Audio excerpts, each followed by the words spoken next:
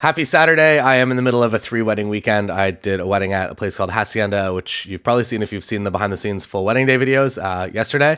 I have a wedding at a golf course today and a wedding back at Hacienda again on Sunday. I really have kind of structured my entire business around those 8 to 10 hour wedding days. So I'm able to do multiple weddings in a weekend. So I have 3 this weekend, 3 next weekend. And then I have one wedding actually with Lindsay out in British Columbia in the mountains the following weekend in August. So very excited about that. One, as like a bit of a vacation, and two, to just go and photograph something completely different from what I would typically photograph. So I'm trying to set up some engagement shoots and some different things out there to really maximize my time and to travel with a purpose and to come back with tangible things that I can use to benefit the future growth of my business. Before we officially get into it, I actually just like 5 minutes ago uploaded my new 2018 preset pack. So if you're interested in these, it's basically an updated version of my people preset, which was the main preset that I used kind of all last year, as well as a faded version of it, a version 2.0, which I actually am using a little bit more than the original one now, as well as this summer variation and a cool version of it, which I really, really like a lot, and a warm version of it as well, which doesn't super work well in this photo, but it does work across the board. So my process now is that I have somebody else edit all my photos to just like a basic vanilla edit, and then I come in with this warm 2018 preset. And if you have kind of like a basic, everything is technically correct, and you put this 2018 preset on it, it will make everything across all boards, from like getting ready photos to detail photos to portraits to family formals to interior flash shots. It will make them all look good and cohesive across the board. The other strategy is to use a single preset kind of in each situation. So for instance, this photo and this photo are kind of, they're in different locations actually, but very, very similar kind of lighting, overcast day. In this case, I would be kind of putting probably this preset on it here, summer 2018 cool, and just batching that entire section of the day with it to make sure that everything feels good together, image to image. And then if I found myself in a more challenging environment, or if I was indoors using flash, or in completely different like incandescent lighting conditions, I would probably be finding another one of these. But for the most part, all of these work on every single photo. It's just your choice of figuring out what you want to do with them. As you can see, I also have like a bunch of VSCO presets down here. My issue with VSCO is that there's just way too many of them and way too many variations. So I spend a lot of time really going back and forth between them to figure out like, oh, like, is this one better, or is this one slightly better, or is this one? Then I'll export 2 of them, and then I'll put them both on my phone, and I'll edit them in VSCO on my phone. And it's just a bit of a nightmare. So I prefer to have less options, and these are the actual presets that I use that I put on my photos. So if you see anything on Instagram, the base of this is always from one of these presets. So yeah, moving on, you pretty much just pick whatever you're feeling, and I'm going to go with this as a base to begin. And the presets really are bases. For the most part, they're actually like kind of, I guess, one-click solutions, but I will typically be kind of adding my own natural contrast by bringing the black point down and bringing the exposure up a little bit on every single photo. As you can see, there's quite a lot of vignette here, but I actually kind of like this vignette. And it's also, I believe, just kind of natural because it's just bright in the center here, and then kind of overcast day. And I was creeping behind this tree to create more of a vignette, and this is really in the heavy shade. If you're not super happy with that, I guess you can come down here to close all these to make it a little more simple. You can come down here to lens corrections and enable profile corrections. It will just come in there and it will remove the vignette and different other things that your lens may or may not do. You can also remove CA as well. This lens, I don't think really does it, so I don't really need that. But I actually like the flaws in the lens. I guess that's one of the things. So I guess I'll do a quick little walkthrough through Lightroom right now. And I'm always usually in Adobe standard colors. And the thing that I'm changing, I would say the most, is either my temperature, my exposure, and my black point. For the most part, I don't really touch anything else other than that, unless I'm trying to do something with quite a lot of dynamic range, in which case I would be bringing the shadows down, or the highlights down, and really boosting the shadows. I don't really love that look, especially kind of in a wedding environment. I prefer something a little bit more like that. If you ever want to zero out any of these sliders, you just double click them and they go to 0. Which is kind of helpful, right? I don't play around with clarity too much. I actually have it kind of in the negative because I like, for weddings, I like a softer looking image, and I think that my couples kind of appreciate that too, and that's probably why they're hiring me, is because they like kind of that softness. They don't want that like gritty HDR look. Dehaze I will use in, I guess, sparingly, and I never really use it on the full image. Like you can see that it really starts to, actually, it looks kind of nice. Usually it just makes things look a little too like grainy, a little too harsh. But in skies, if you're like struggling to bring back a sky rather than just like layering two exposures on top of each other, it's probably going to be easier just to do a graduated, we'll get into this in a little bit, a graduated filter and add a little bit of dehaze to it to bring back the sky. But that's a thing that I like to do. So quite honestly, like one click solution and just clicking that summer 2018 cool preset, and I'm super happy with it. It's, I guess the most important thing I would say is to just kind of begin with one and see how far you can get with it, because even though this is very different now, after looking at the cool preset, I would probably be adjusting the white balance a little bit here. And if you want to adjust the white balance, you can grab this little eyedropper here and just click on anything that's white. And if you're photographing a wedding, you probably have something white to choose from, which is nice. So in this case, I would be doing something like this and then warming it up a little bit, because I do like a warmer tone to my image. So with that preset, that's kind of what I would be doing. But I think that the 2018 cool gets pretty close. And you can also select from, like, if you're shooting raw, which I 100% suggest that you do, you can select from all of the different white balances as well. Whatever I shot it at, which is 800, which is probably cloudy or shade white balance. And my tint, I think that Nikon color profiles specifically do a very good job. I don't have to correct too much, but I do shoot on the warmer end of things. So as soon as I get into a brighter, like incandescent environment, or really anything that kind of happens fluorescent, I tend to be shooting on like the extreme warmer side of it pretty much the entire time. So I have to make a mental note whenever I'm editing through to come back and cool images down a little bit, but I think that looks pretty good. So potentially another one-click solution here. I'm exposing for their skin tones as best as I can. So I want their faces, I want their skin to be kind of exactly perfect. And I don't mind if something like this car goes a little bit too bright in highlights. I'm totally okay with that. If you find that it's getting a little bit too bright, you can use the graduated filter here. And I just have it set to exposure, usually like something like that. And you can just drag it in from the side, and it just basically brings all that back. And you can do that from each side if you want, and really kind of create your own natural vignette if you're interested in doing that. But it's totally up to you. Editing is like 100% subjective, and the problem, I guess, with it is that there's no 100% correct way to do anything, that there's like 5 ways to do everything. And then with that, like 5 ways to do the exact same thing, there's also like 100 other ways that you could process this image that you would be happy with. So the struggle is to just like select a good color base, which is one of these presets, and then just go from there, and keep everything as consistent as possible, and try not to worry about too much that if you see like a cool style, or like somebody processed an image with a lot of like purple and blues, to not try to bring that too much into your style, because I think as a wedding photographer, you have to remain consistent. If you're constantly editing and uploading just like random different colors and different color palettes and different contrast levels and HDR images, that it's really going to be not necessarily like confusing for your couples, but they're going to be looking through your Instagram, and it's not really going to connect with them. You're going to feel a little bit flakier, like you're kind of all over the place. Whereas if you stick to one style and everything looks good and consistent, I think that's the best way to go. So with this outdoor location, I'm really happy with this cool preset. Again, you can see kind of that the vignette is kind of coming in on this side here. So I might actually lighten that up just a little bit. So you just add the graduated filter and then just drag it like that. Very easy. One other thing we have going on up here is this car that I'm very not happy about. Also, these little wings kind of coming off Johnny's head here aren't so good. And this stick coming out of here. So I'm going to see what I can do in Lightroom. And then this will be an image that we actually use in Photoshop tomorrow. So tomorrow's video is going to be about using Photoshop to do the things that I do, which is not a whole lot. But you'd be surprised sometimes if you just use that tool. Yeah, it really just nailed it there. So this is the spot correction tool, or spot removal tool, I guess. Spot correction tools, maybe this one. Adjustment brush, radial, I don't know, whatever. Spot removal tool. And it did a very poor job and selected his feet for some reason there. But if you can kind of find the exact same spot there. Oops. That's not so good. We're going to do that one in Photoshop. That's a bit more of a complex edit.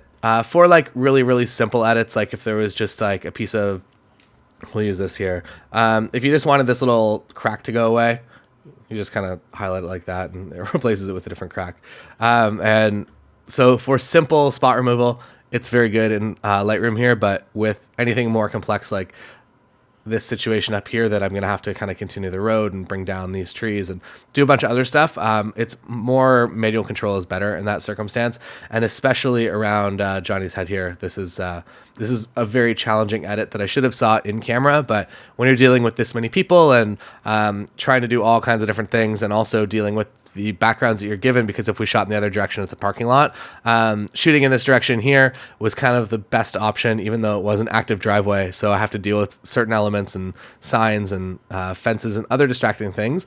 And you might not even notice them until I started kind of pointing all these things out. But I think that it's important to get as clean a backgrounds as possible. And I will shoot, I will err on the side of doing like a boring background rather than trying to like incorporate something absolutely amazing and trying to make it work. I find that like, especially for wedding party shots, there's already enough going on. So keep it boring. Maybe don't keep it completely boring, but get the boring shot and then go somewhere else and do a more interesting shot. All right, so as you can see, some are warm here. We'll use this as an example just to make it a little bit different. I just pretty much cool off everything here. And then again, just kind of going for that optimal skin tone, somewhere around there. And this might be a little more challenging to use a graduated filter on because there's kind of trees up there. Actually, it blends all right. So you do something like that. If you're dealing with like blown out clouds, you can use dehaze, which kind of brings everything back. Obviously, this is an extreme example of it, but if you kind of bring it to a point like that, usually it starts to bring back the sky a little bit, which is a huge bonus because it's, I guess, my greatest challenge is that I'm always, if we have like a beautiful sky, I have to be exposing for the couple skin tone. It's a very difficult balance. You need really optimal conditions in order to get kind of that nice, beautiful blue sky as it is in real life and also the couple, but dehaze will help you a little bit with that. Also, it will blow your mind when it comes to astrophotography. So if you're taking photos of stars, it's like the greatest tool I've found in the history of time for that. So in this case, I think that's about all I would do that photo. I'd actually remove the graduated filter that I added because it made the trees kind of change color as they went down. I'm totally happy with this, even though there's a little bit of a tree coming out of his head. Might remove that in Photoshop as well. We'll get to that tomorrow. All right, so inside, I'm going to run through kind of like the different looks that you can kind of achieve in here. So when I add my presets specifically, it does kind of underexpose a little bit. So I would be doing something a little bit more like that, bringing the exposure up. I don't really need to add any natural contrast because I feel like it's already there, and by adding natural contrast, just bringing down the black point. But I will kind of cool it down just a little bit. I also want to be conscious of the background, that if I'm exposing 100% for his skin tone, I don't want to make the background look too blue. So I'm okay to leave him a little bit warmer in order to kind of find that happy medium with the background. I don't think that it's important enough to be like going back through all the images and like really. One thing that you could do, I guess, is you can change the white balance just on him by using this adjustment brush here. And by doing this, you can just change all his skin to like be a little bit more blue, or if you felt that it was too magenta, you can cool just this down, which is great to have control.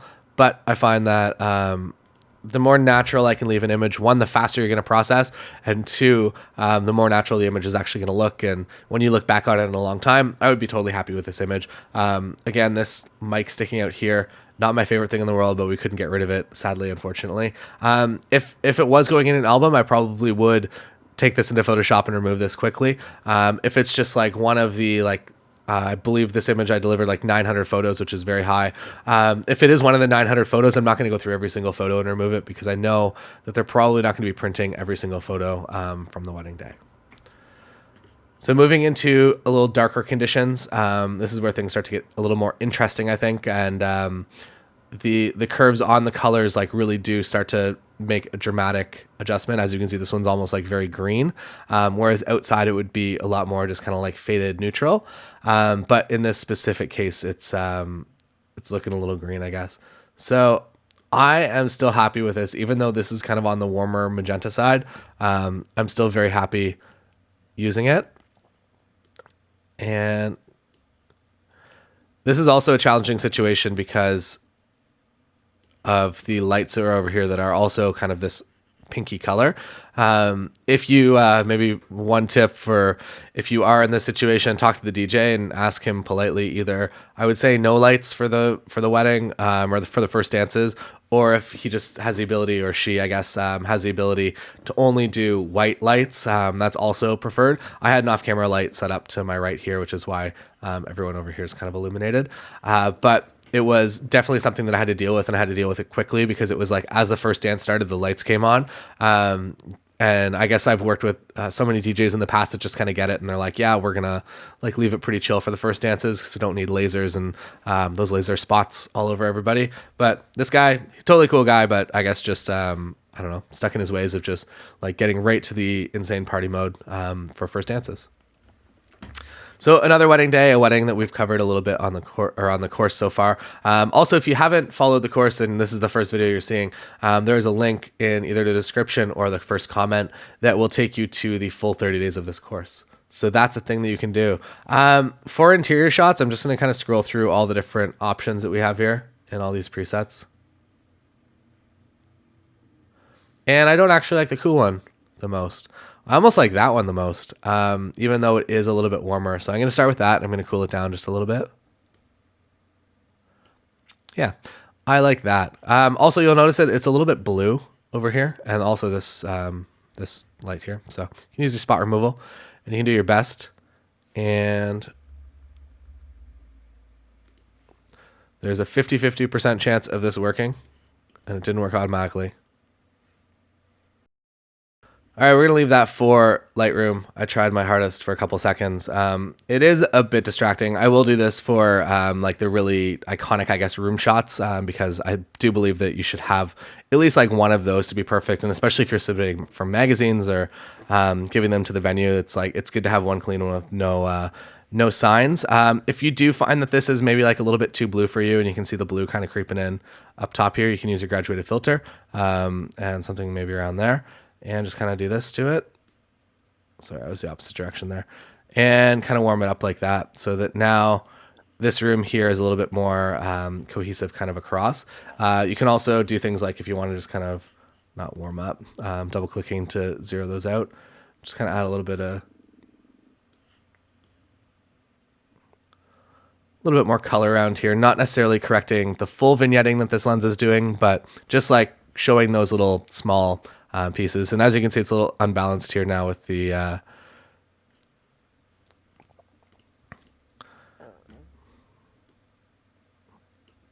right, so that looks a little better balanced across. You can also add more graduated filters to correct what other graduated filters are doing. So if you wanted to add a little bit of blue here just to do that, or you can also do the same thing with this brush here and just make it nice and big so that people can't see your brush strokes. And kind of cool it down a little bit so everything, all the chairs kind of match. And I think that looks like a pretty good image there. So this is what we began with and added not a whole lot. Like we didn't change the image significantly, but it does feel a lot better and a lot more like a specific style. So moving on to this one is maybe a bigger example of being able to use a graduated filter to really kind of clean up the foreground here. So as you can see, big window light. Actually, this his summer 2018 warm filter almost like killed it all. So what I was commenting on was the fact that it's so much brighter in this section down here than it is everywhere else, and also it's a different color temperature. So what I'm going to do is I'm going to try to match the color temperature first by doing something like this, and so now I feel that this is kind of the same as what's going on back there, just by adding a little bit of warmth to it. And now you can do the global adjustment. So if you do feel that the entire scene is too cool or too warm, you can cool it down. Also adding that natural contrast again and being annoyed by this sign. So I'll get rid of this in Photoshop. This one is challenging, specifically for Lightroom because there's light coming out of it. So even if you could replace just the green of the sign, you still have to kind of deal with this natural transition of color. So that's a tomorrow job, but we will get to that. Also, it's a little dark over here, so I'm going to brighten this up a little bit. Just so nothing feels too dark and cavernous. That'll be too much for that. But you know what? Actually, the ceiling up here is a little too blue as well. So I'm going to balance that out. And you can also add like smaller filters to add a little bit more. Perfect. I think that's good. And then I'm going to add just a little bit of, not temperature, but exposure just over here on these chairs. You know what? I might cool it down a little bit. Cool. Pretty happy with that image. Definitely something that I would deliver. And if you want to add, because this is a room shot, you can add a little bit of clarity to it if you want, or you can go like crazy and just like make it like, don't make it like that. That's a trap. But adding a little bit of kind of grit to it, especially if it is kind of a rustic looking space, is totally acceptable. All right, moving into shoes here. For details, it's usually kind of a one-click solution or a near one-click solution. I think the cool is looking, I'm going to say that the cool is probably going to look the best across everything here. When you get out in the hot sun, I like it a lot. Inside, I like it a lot. And just with close-ups of people as well, it works really, really well. Actually, everything works really well. So it's like up to you to make the decision of what feels best to you. But I think that this is pretty good for me. And again, just kind of straightening to make everything, because I shoot on this like 5% slant all the time. So I can pretty much just batch correct a 5% slant across the board, and it's pretty accurate for the day. Outside of this, I wouldn't do a whole lot. I don't want to spend too much time on this image. As you can see, like, to edit a typical image, like I'm going to the image and I've probably already kind of batched everything across the board. If I've decided that this is a summer cool setting, what I would do in that case I would select any of the images that I wanted to be summer cool, and I would hit Shift Command, which I believe is Shift Control if you're not a Mac user, and I would hit check all, but I would unselect white balance, and I would leave everything else selected so that this would synchronize whatever settings I have going on here across the board. And that would be what I would begin with. You can do that on import, but I find that I need like a couple images to really figure out what the actual look and feel of this gallery is going to be before I add those. So one click, quick straighten, 5-second edit. And I guess I'll kind of show how I edit as fast as I possibly can. So I like the green tones that are kind of being brought out of this. As you can see, it's a little bit dark, so move that up, bring this down. Because this is an important image, I'm going to also kind of like add a little bit of extra stuff to it. So I'm going to bring that natural kind of graduated filter in. And at that point, I'm pretty happy. I might even add a little bit of nothing like that extreme, but something like that. And that image is ready to go. And you can also add a little bit more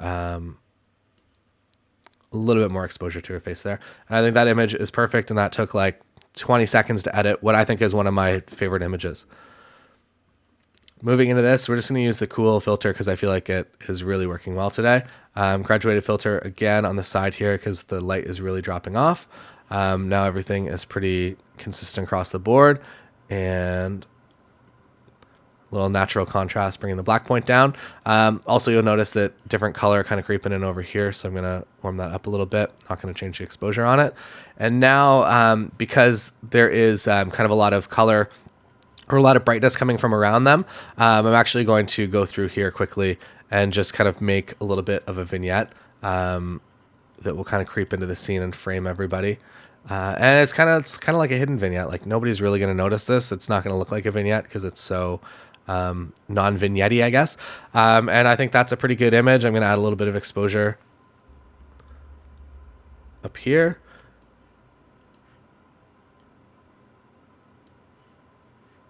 And I think that's pretty good.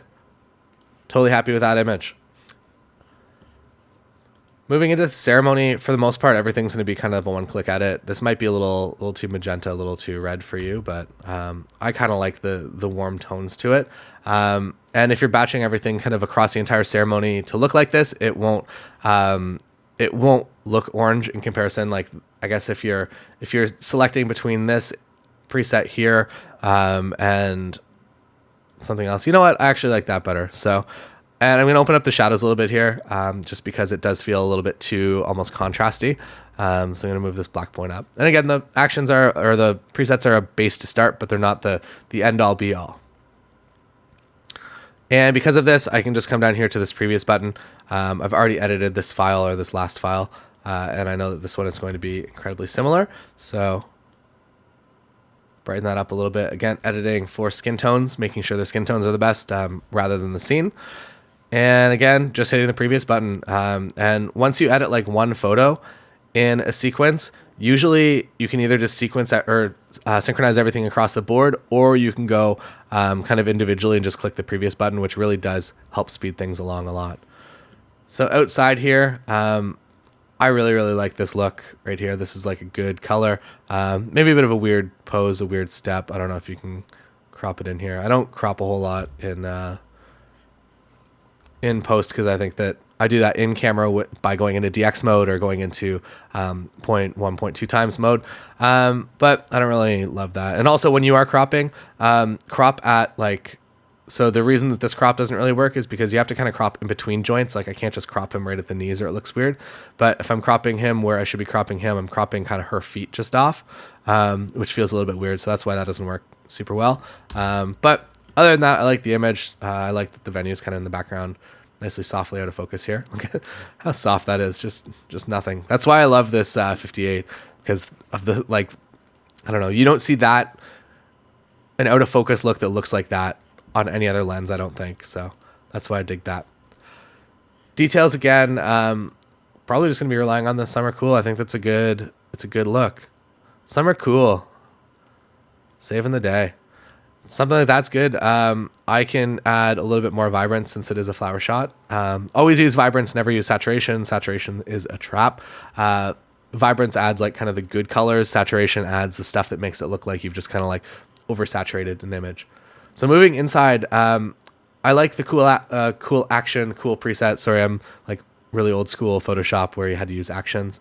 All of these would actually work, even though they look a little orange, I guess. If you were to like bring it down like this, maybe somewhere around there. Maybe this one doesn't work as well. I think that if you're looking at a scene and it is too warm, that I'm usually using the cool preset, and I shoot really warm all the time, so that's why it's working really well on my files today. One thing that I don't love, other than my slant, is the fact that this light is a little burnt out here.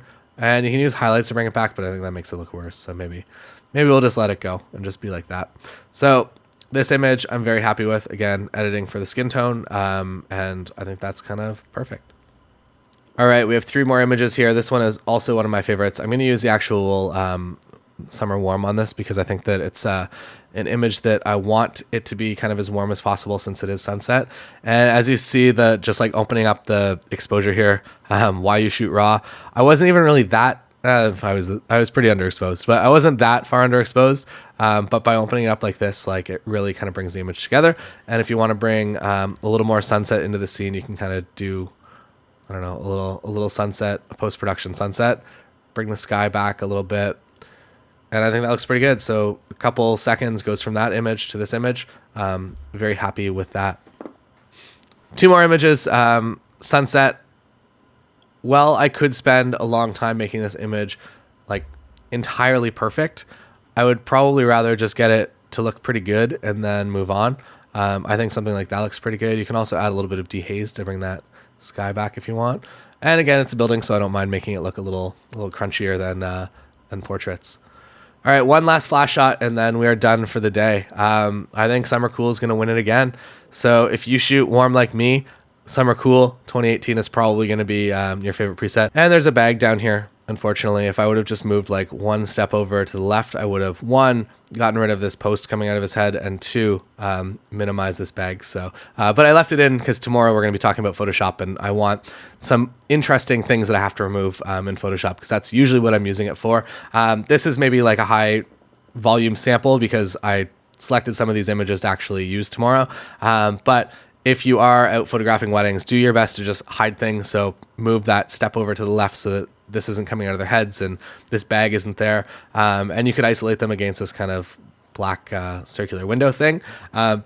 Or you do the opposite and you just take a full step, maybe like 2 or 3 steps to your right so that it's only people in the background.